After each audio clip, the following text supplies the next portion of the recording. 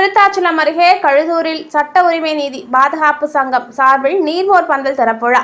கடலூர் மாவட்டம் விருத்தாச்சலம் அருகில் உள்ள கழுதூர் ஊராட்சியில் சட்ட உரிமை நீதி பாதுகாப்பு சங்கம் சார்பில் தேசிய தலைவர் தமிழன் முஜஹட் ஆணைக்கிணங்க தேசிய கௌரவ தலைவர் முத்துராமலிங்கம், தேசிய பொதுச் செயலாளர் பழனி சுதீஷ், தேசிய பொறுப்பாளர் ஸ்ரீனிவாசன், தேசிய தொழில்நுட்ப பிரிவு செயலாளர் ரஹோத், மாநில அமைப்பு செயலாளர் பி.கே. சுரேஷ் ஆகியோர்களின் ஆலோசனையின் பேரில் நீர்மோர் பந்தல் திறப்பு விழா மற்றும் ஆலோசனை கூட்டம் நடைபெற்றது.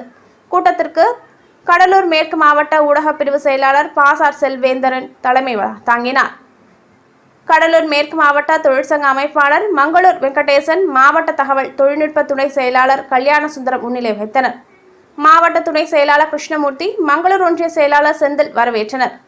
சிறப்பு அழைப்பாளர்களாக ஊராட்சி மன்ற தலைவர் கருணாநிதி, கடலூர் மாவட்ட செயலாளர் பாஸ்கரன், மாவட்ட தொழிற்சங்க செயலாளர் செல்வகுமார் ஆகியோர் கலந்து கொண்டு நீர்மோர் பந்தல் திறந்து வைத்து பொதுமக்களுக்கு வழங்கினார்கள்.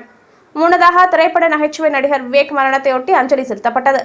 பின்னர் நடைபெற்ற ஆலோசனை கூட்டத்தில் புதிய பொறுப்பாளர்கள் அறிவிக்கப்பட்டு அவர்களுக்கு சால்வை அணிவித்து மரியாதை செய்யப்பட்டு தூய்மை பணியாக கௌரவிக்கப்பட்டார்கள்.